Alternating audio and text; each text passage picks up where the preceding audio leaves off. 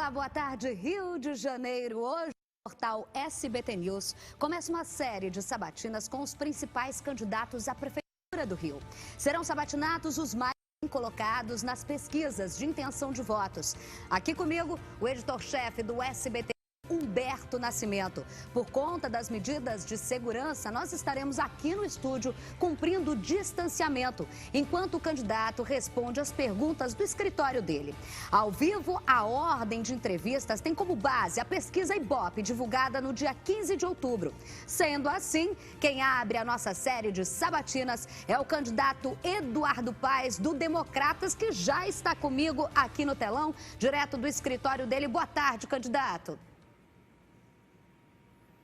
Boa tarde, Isabelle. Boa tarde, Humberto. Prazer grande estar participando de mais esse encontro promovido pelo SBT, tão importante para a democracia.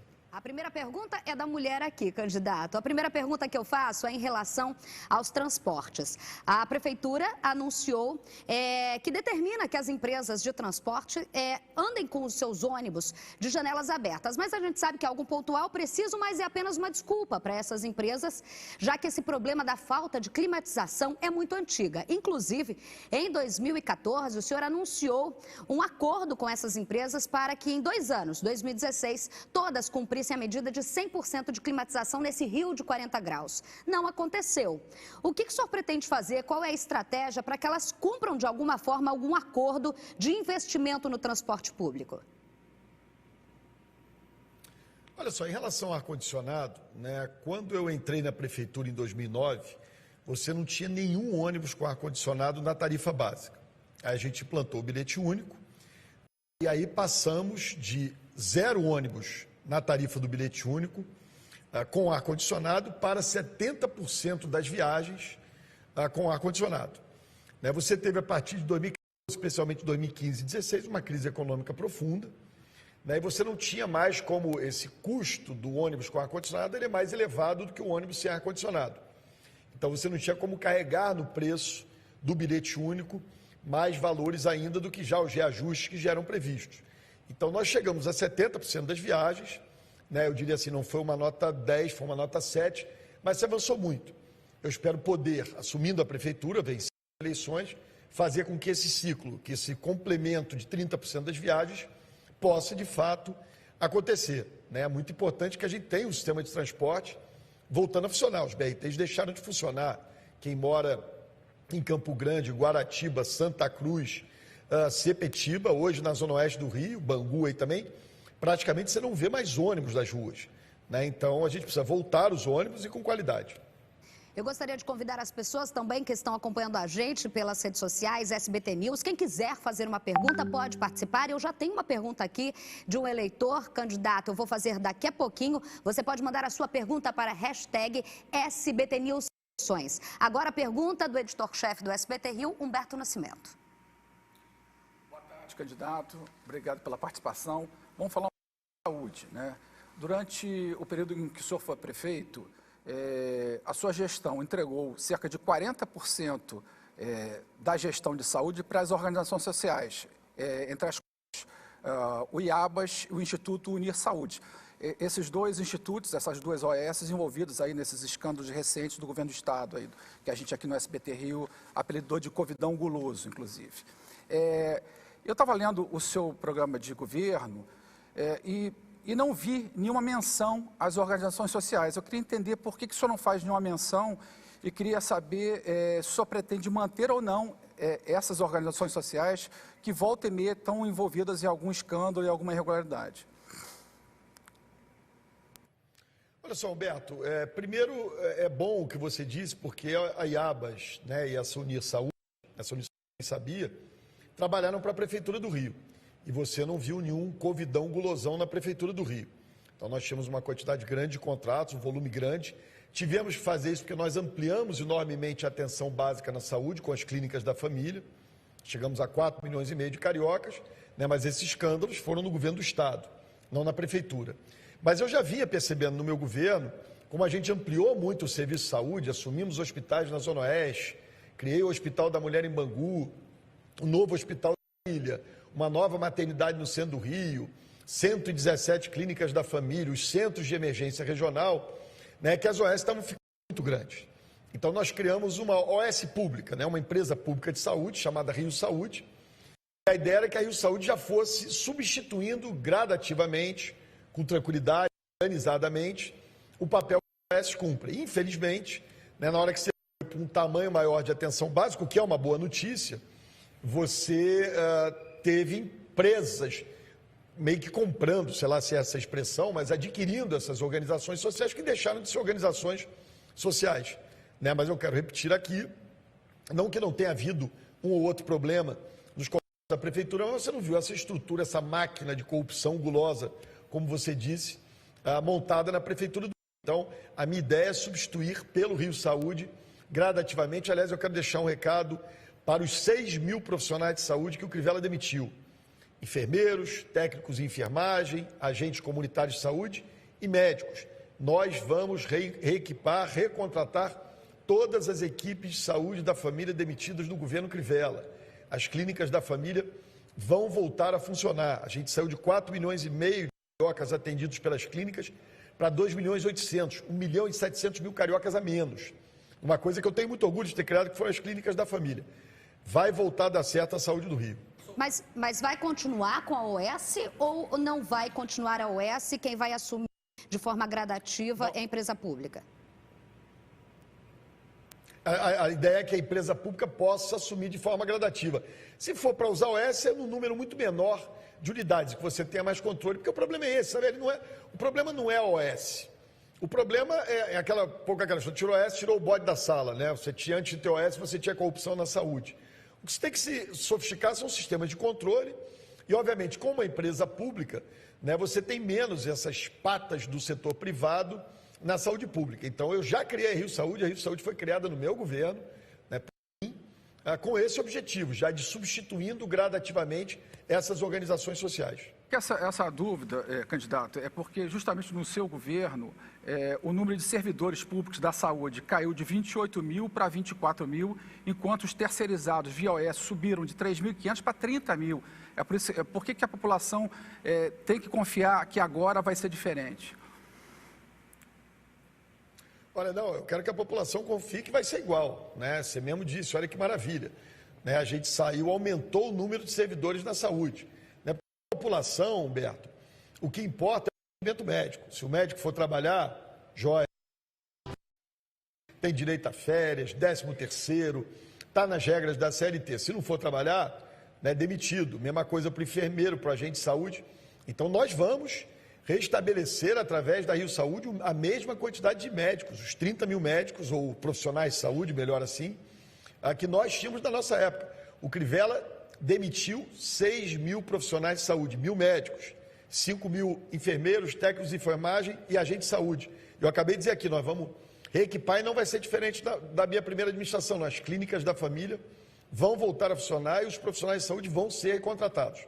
Você também pode fazer a sua pergunta para o candidato Eduardo Paes pela hashtag no Twitter, SBT News Eleições. Candidato, vamos à primeira pergunta, é do Vinícius Sacramento, que está assistindo a gente. Ele pergunta, candidato, o senhor vai pagar a renda básica carioca já aprovada na Câmara, mas nunca regulamentada? Olha, a gente criou o Cartão Família Carioca, um programa importantíssimo de transferência de renda, né? Mais importante ainda nesse momento de pandemia. O Cartão Família Carioca era usado tecnicamente, né? Jamais foi uma coisa fila para receber um Cartão Família Carioca dos eleitores do Eduardo Paes. Não, nunca foi assim. Era um cartão em que a gente identificava as famílias mais pobres do município, tinha todo um critério. Então o Crivella praticamente acabou com o Cartão Família Carioca e nós vamos usar o Cartão Família Carioca para compensar essa perda de poder aquisitivo que a população está vivendo, principalmente nesse momento. O Cartão Família Carioca é um programa que eu me orgulho muito de ter feito, e ele vai voltar a funcionar. As pessoas vão voltar a receber essa renda básica, porque ele é fundamental. Enfim, que bom que a Câmara provocou ainda mais o prefeito Crivella nesse momento para tentar fazer que o Cartão Família Carioca voltasse. Infelizmente, nem com essa provocação ele fez, mas eu tenho orgulho de ter criado o Cartão Família Carioca, e as pessoas que recebiam podem ter certeza que vão voltar a receber, e as famílias que ficaram naquela linha de pobreza, que é inaceitável, que é não ter dinheiro para comer, para suas necessidades mais básicas, o Cartão Família Carioca vai voltar. Algo que se agravou muito com a pandemia, mas também a arrecadação menor com a pandemia. O senhor está preparado para pegar essa prefeitura mais pobre e de onde tirar o dinheiro para implementar esse tipo de programa? Olha só, Isabela, você lembra, em 2015 e 2016, meus 2 últimos anos de governo, a economia brasileira, a soma das riquezas do Brasil, o PIB, o Produto Interno Bruto, caiu 7,5%.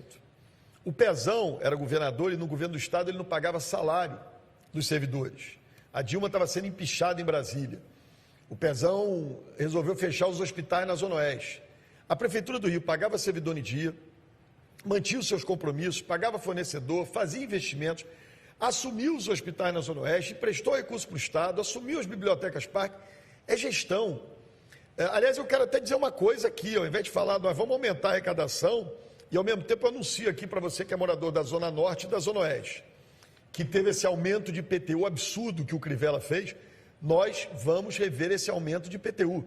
Eu passei 8 anos na prefeitura, nunca faltou recurso, e não foi o tempo todo uma maravilha, senão o Pezão teria dinheiro, senão a Dilma não estava sendo empichada em Brasília. Você tem que fazer gestão, você tem que ter controle do caixa. É possível, sim, você melhorar a arrecadação ampliando a base, se utilizando a base de arrecadação, se utilizando de mecanismos adequados, vender folha de salário, fazer operações importantes que podem ser feitas. Nós fizemos 2 operações importantes. Nós fizemos desculpe aqui o tecnicês, mas é importante, um swap da dívida, que reduziu enormemente a dívida do município, e depois tivemos uma redução através de uma lei aprovada em Brasília, com articulação política nossa. Então, é possível sim fazer as coisas, é uma balela essa história de que não existem recursos para fazer aquilo que tem que ser feito. Eu vou fazer com que as finanças voltem ao normal. Aliás, eu anunciei ontem numa live, quarta-feira, dia do servidor, vou dar aumento para os servidores, como dei todos os anos no meu governo, pelo menos pelo IPCA, a reposição da inflação. É absurdo, como é que você não tem dinheiro para isso? Claro que tem dinheiro para isso, é má gestão, é incompetência, por isso é que não dá para arriscar, não dá para botar quem nunca administrou nada, ou para não, a gente não ter um outro Crivella, um outro Witzel, me perdoem aqui, mas é isso, essas pessoas esses farsantes que surgem, ou esses péssimos gestores, que não sabem, a prefeitura não é trivial, a prefeitura é um avião de 2 andares, esse jumbo da vida, você não bota na cabine de comando alguém que não sabe que botão aperta para o avião decolar, para o avião pousar depois, para voar em velocidade de cruzeiro. É possível sim, nós fizemos durante 8 anos, eu conheço a prefeitura, conheço as contas públicas, agora tem que ter prioridade, tem que ter organização, tem que saber que é possível fazer. Humberto Nascimento. Candidato, eu estava dando uma olhada no seu plano de metas para os primeiros 100 dias de governo e o senhor levanta a possibilidade de reabrir a ciclovia Tim Maia, por que o senhor está insistindo nisso, numa obra que provocou uma tragédia, custou 45 milhões de reais, morreu gente, teve funcionário da GeoRio, inclusive, condenado pelo Tribunal de Justiça. Por que o senhor está insistindo na reabertura da ciclovia Tim Maia, algo que já impactou negativamente? Olha só, Humberto, pelos motivos que você disse. Primeiro, a responsabilidade política é minha, eu era o prefeito. Eu não fui condenado, não fui processado, enfim, não sou técnico, não sou engenheiro, não entendo nada de obra de ciclovia, mas eu era o prefeito à época e eu jamais fugi dessa responsabilidade. E por que eu acho que tem que investir nos primeiros 100 dias, você vai entender o que está previsto. Você tem uma obra que foi feito um investimento, que é uma obra importante, boa, que as pessoas estavam usando, gostando, mas se investiu ali 45 milhões de reais da população. Então, o que é a minha tese, a minha opinião? A minha opinião é de que a gente deva reabri-la sim, fazer um plano de contingência, se tiver muita chuva, ressaca, você fecha, é possível fazer isso para não colocar mais de uma vida em risco. Agora, por isso tudo que você disse, o que eu proponho nos meus primeiros 100 dias é um plebiscito, uma consulta pública à população. Eu tenho a minha opinião é de reabrir, mas eu acho que diante de todas as circunstâncias e o histórico dessa ciclovia, a gente deve fazer uma consulta pública à população para decidir, esclarecendo os fatos, esclarecendo o que houve, anunciando um plano de contingência, e eu tenho certeza, pelo que eu já ouvi de técnicos, de pessoas que estudaram profundamente a questão ali, teve erros técnicos, mas esses erros técnicos podem ser corrigidos. Aproveitando aqui justamente o gancho como a gente falando de jornalismo, candidato, o senhor citou os aventureiros, o senhor citou o último seu adversário, que foi o governador afastado Wilson Witzel, onde a gente esteve nesse estúdio aqui fazendo o último debate, e é justamente nesse segundo turno onde o senhor acaba emperrando num limite de voto. E a última pesquisa apontou uma adversária nova nessa reta final. O senhor teme essa repetição de capítulo?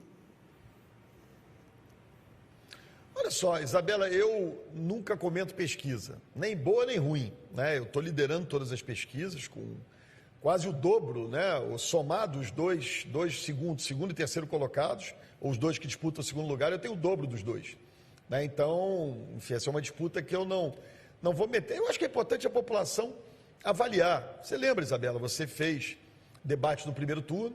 Aliás, lembra dos nomes que tanto apontavam o dedo para mim naqueles debates, aonde eles foram parar, né? Eu não vou aqui citar o nome de ninguém, mas lembra, a começar pelo Witzel, né? Um ex-governador, o que aconteceu, 2 deputados, o que aconteceu, e nós estamos aqui disputando a eleição. Você lembra no segundo turno, como eu disse, gente, isso aí é um Kinder Ovo.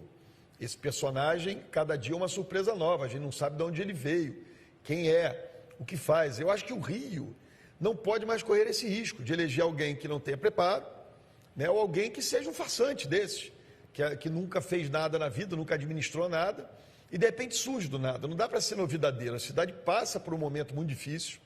Eu tenho dito o tempo todo da minha campanha, eu não estou dizendo, olha, eu fui perfeito, era tudo uma maravilha, não. Né, mas eu acho que a gente acertou muito mais do que errou. Hoje tem aqui uma pessoa mais experiente, que conhece a prefeitura. A transição é uma transição de um mês. A eleição já era para ter acontecido. O Crivella não apareceu na transição quando ele ganhou, imagina se ele vai aparecer quando ele perder. Né? Nós vamos precisar de medidas emergenciais, nós vamos precisar discutir como é que faz 2 anos e 1 ano que vem para as crianças da escola pública não ficarem mais atrasadas ainda em relação à escola privada. Nós precisamos preparar as clínicas da família que foram abandonadas para a vacinação do Covid-19. Nós vamos precisar botar o BRT para funcionar. A Cesário de Melo, quem mora na Cesário de Melo não tem ônibus e acabou o BRT. Não é que está mal cuidada a estação, não. Nos outros BRTs está mal cuidada. Ali fecharam. É uma vergonha. Então você precisa de capacidade de gestão. Não dá mais para a gente inovar. O Rio errou com o Crivella em 2016. O Rio errou com o Witzel em 2018. Claro, estou aqui dizendo uma pessoa que perdeu para ele em 2018, mas não foi por falta de aviso. Até esse Mário Peixoto, aí, esse sujeito que estava envolvido nessas tramóias de abas, nós citamos o nome dele algumas vezes aí no debate com você, Isabelle. Né? Quer dizer, as pessoas precisam entender que não é momento de se aventurar, de brincar, de correr risco. Nós estamos ali a um passo do precipício. A situação na cidade é muito ruim, maior desemprego de todas as capitais brasileiras. Precisa ter capacidade de gestão, precisa conhecer a cidade. Não dá para acreditar em aventureiro, é disso que eu estou falando. Vamos agora a Humberto Nascimento. Candidato, o senhor é réu por corrupção. E a ministra Rosa Weber prometeu levar para o plenário do STF, em breve, a decisão de arquivamento da delação do ex-governador Sérgio Cabral, né, que foi seu padrinho político. O senhor teme, de alguma maneira, que essa delação, se caso ela seja homologada, ela respingue na sua gestão? Olha, primeiro uma correção, né, Humberto? Eu faço política há muitos anos, fui vereador, deputado federal, enfim, trabalhei em conjunto com o governador Sérgio Cabral, enfim, ele foi governador do estado, trabalhamos juntos, né? E agora eu acho que as pessoas respondem pelos seus atos, né? Ele está pagando pelos erros que cometeu, e não há qualquer envolvimento meu nessas coisas. Eu tenho toda a tranquilidade com todas essas questões, né? Todas essas ações que vieram até hoje, todas foram arquivadas. Né? Quantas ações ao longo desses 4 anos, Humberto, você não noticiou aí, né? E depois elas foram arquivadas. É curioso, elas acabam surgindo sempre em época de eleição. Lembra que aconteceu no final do primeiro turno, em 2018, né? Acabou beneficiando esse ex-governador aí, ou esse governador afastado, que fez tudo que fez.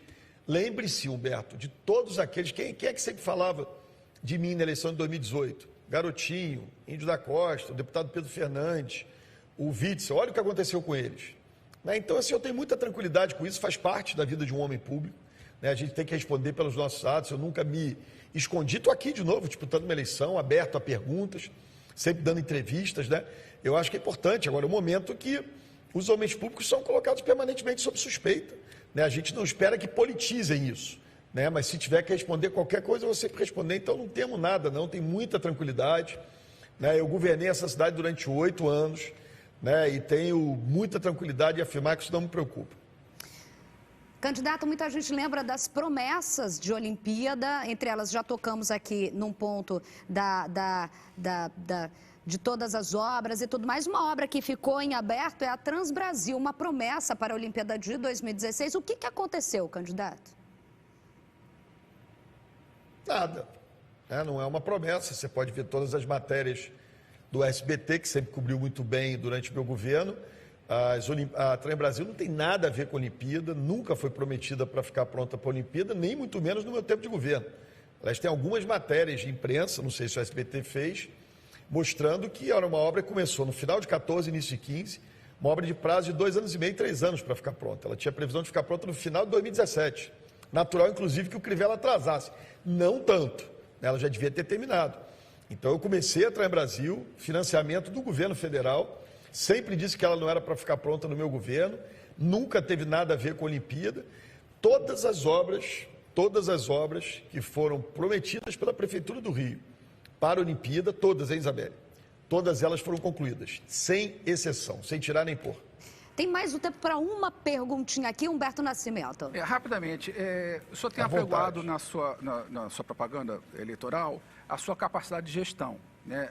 A gente sabe que é sempre muito mais fácil você gerir alguma coisa quando você tem dinheiro, né?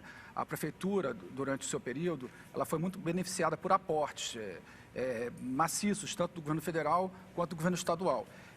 A situação hoje do país e do estado é completamente diferente. O dinheiro secou.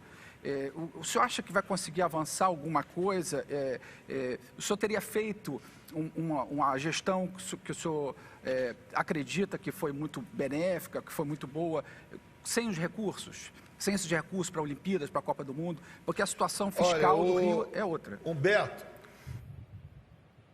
Humberto, se você me apontar um aporte do governo estadual, eu renuncio agora à minha candidatura. Nunca teve aporte, ao contrário, eu acabei de dizer aqui. Eu assumi os hospitais do Estado, eu emprestei dinheiro para o governo do Estado. Nos últimos 3 anos da minha administração, o Pezão não pagava salário de servidor. O governo federal, Humberto, deve à Prefeitura do Rio pelas Olimpíadas 300 milhões de reais. Então não é verdade. Até no meu primeiro mandato foi um momento bom do Brasil. Depois de 14, ali, daquela confusão que se fez na eleição, na economia do Brasil, tanto que a Dilma foi empichada, desemprego na lua. O Brasil parou e a Prefeitura do Rio continuou. Isso foi gestão, acabei de dar esse exemplo. Né? Por que não tinha Copa e Olimpíada para o Estado também? Por que não tinha dinheiro para pagar servidor? Falta de capacidade de gestão, falta de organização. Por que a Dilma enfrentou todos os problemas que enfrentou, com a economia desmontando? Falta de capacidade de gestão, falta de planejamento. A Prefeitura do Rio, até o final de 2016, você nunca ouviu falar nisso. Ao contrário, eu emprestei dinheiro para terminar a Olimpíada, vou cobrar do governo federal os 300 milhões que eu adiantei, e emprestei dinheiro para o governo do Estado e assumi os hospitais na Zona Oeste, Albert Rocha Faria, quando o governo do Estado ia fechar os hospitais na Zona Oeste. Aliás, os hospitais esses que o Crivella quis devolver, o Witzel não quis aceitar, por isso é que a gente está nessa situação. Aqui não tem conversa não, te garanto que eu organizo essas finanças da Prefeitura, não é o paraíso, não é do dia para a noite. Mas a gente recupera o custeio, botar a máquina para funcionar. Estou te afirmando aqui, eu dou reajuste para os servidores já no ano que vem, mesmo com a proibição da lei federal. Nós vamos dar o aumento, nem que tenha que entrar na justiça para dar esse aumento. Eu te garanto que a gente coloca as finanças em ordem. Candidato, o senhor respondeu a nossa sabatina e agora, nada mais do que justo, 1 minuto para o senhor falar com o povo carioca que está assistindo a gente agora. Olha, agradecer muito a vocês, Isabelle, agradecer muito ao Alberto, agradecer ao SBT, sempre foi uma casa democrática que nos permitiu falar. Agora, nessas novas tecnologias, a gente fala mais longe. Mas eu quero mais uma vez me dirigir aos cariocas. Né? A gente vive um momento muito difícil, um momento muito ruim. As apostas feitas em 2016 e 2018 foram trágicas, afetaram as nossas vidas. A cidade vive esse momento em razão daquilo que a gente escolheu em 2016 e em 2018. O Rio não pode arriscar mais, não dá para eleger um novo Crivella, não dá para eleger um novo Witzel. A gente precisa de capacidade de gestão, de conhecimento da Prefeitura.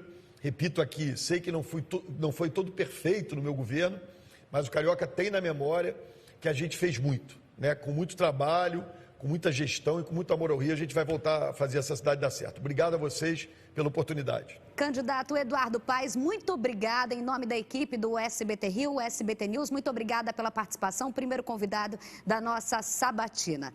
Obrigada, Humberto Nascimento, comigo, também vai estar aqui comigo amanhã. Por aqui a gente encerra o primeiro dia de sabatina com os candidatos à Prefeitura do Rio.